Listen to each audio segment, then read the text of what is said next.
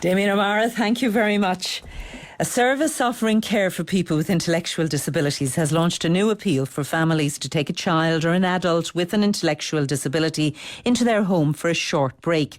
St Michael's House in Dublin coordinates one of a number of national services offering this type of alternative to respite care for families. Now, in a moment, we'll hear from the manager of the home sharing service. But first, our reporter Della Kilroy today visited a family availing of the service. My name's Adam. I'm 11. You visit Gillian and her family in Carlow once a month. What do you do in Gillian's house? Play football and trampoline and cinema.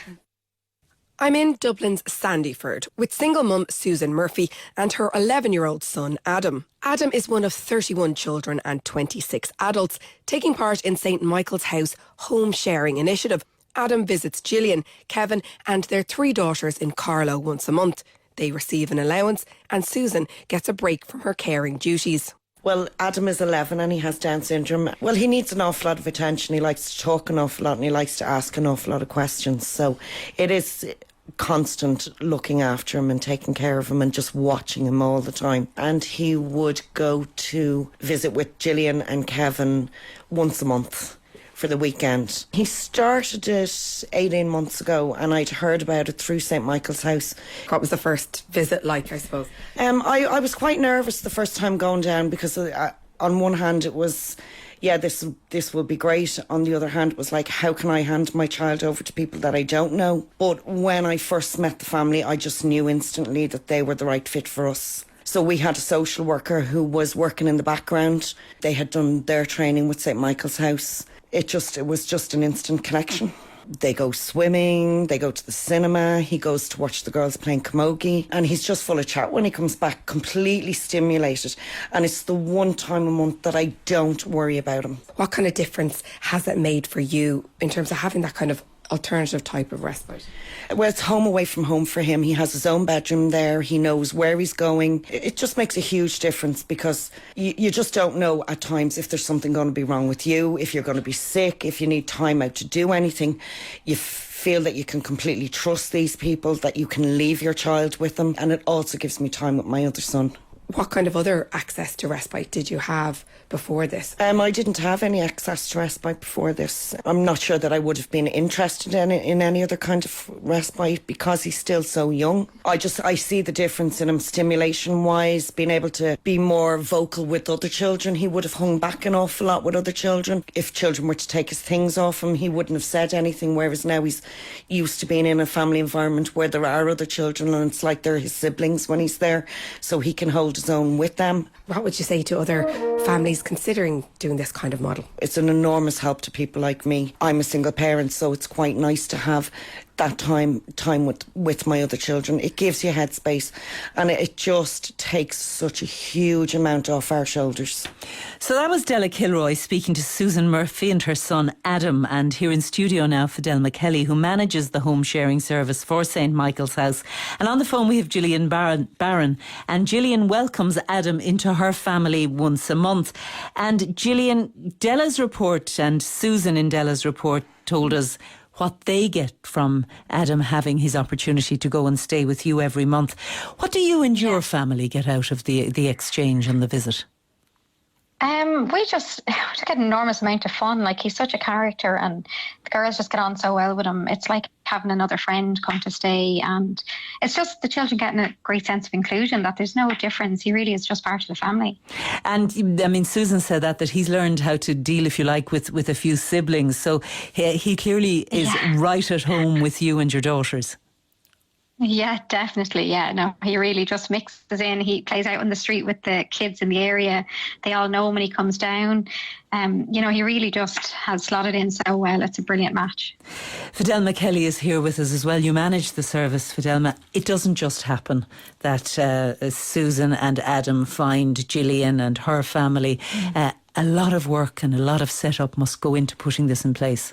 Absolutely, Mary. There's a high governance over this. There's vulnerable people that we're placing with families. So if you inquire to be a home sharing family, there's an assessment done where a social worker will call out to you and your family over a number of visits. In tandem with that assessment, there would be Garda vetting, child protection background checks, medical checks, personal referee checks, and also the home sharing families have to do mandatory training to, upskill them to provide this level of service. So you're looking at safeguarding, first aid, safe administration of medication, manual handling, positive behaviour support, and we also tailor training to the individualised needs of the guests. So you might have a guest, say, Mary, that would have epilepsy, so you need to ensure that home sharing family are trained around the safe use of rescue medication. But you have to find the families, and then are you looking for families with are you looking for families that are good families principally, or are you looking for families with maybe a skill set, maybe with a mum or a dad who has a medical background, or perhaps have had experience with people with demands of learning disability or high support necessities and so on? That's a really good question. It's actually both, Mary. So we would have families from all walks of life. Some would have no qualifications. We work with married, single, people with or without children. And then we would work with experienced caregivers as well, specialist carers that would provide supports perhaps to children and adults with more enhanced needs. So we work with families from all walks of life. Gillian, was there a learning process for you and your partner and for the girls to get used to Adam and for Adam to get used to you? Were there highs and lows? Were there difficulties? I suppose there's, like any kind of family, if you have another child coming in, they all have to learn to share and they all have to learn to be considerate of each other. And I suppose very little lows. I have to say there's been very little lows. We've been very lucky that the process with St. Michael's House is so in depth that they really do try and match the person to the family so well, and we've been so lucky that Adam has just fitted in so well here, and he's such a character. He just brings so much to the house. So it's been a lot of highs. Yeah. Why did you decide to do it? Well, I had known about it from years ago working in St. Michael's House myself, and I just always thought it was a brilliant idea. I just thought the idea of caring for somebody in your own home environment where it's so natural and it's so normal, and for my children to just have somebody as part of the family and that sense of inclusion. Fidelma, what is the level of need at the moment? How many families could you cope with? How many families would you like to have on your books? When you look at our wait list, Mary, just solely here in St. Michael's House, there's over 100 individuals and their families that are, looking for a home sharing family. So it's in good timing in terms of our appeal for more home sharing families. For families who might be listening this evening, might hear Gillian telling her story and Adam and Susan telling their story, how can they get in touch with you? What's the criteria or form filling involved to start the process? So what I would say to people is simply go on to St. Michael's House website. There is a video there on home sharing, and you can also email homesharing@smh.ie. What I would say to your listeners outside of Dublin, I would ask them to contact the National Home Sharing and Short Breaks Network website. That's nhsn.ie. We'll try and tweet the various links and so on, and the email. Gillian, there is payment. I think, just to clarify, Fidelma, it's on along the lines of foster caring, is it? Yes. Do you want me to? I can explain. No, there's no need to go into all of the details. Yes. There are payments and allowances and all of that. But truly, in this case, I imagine, Gillian, it is not for the money.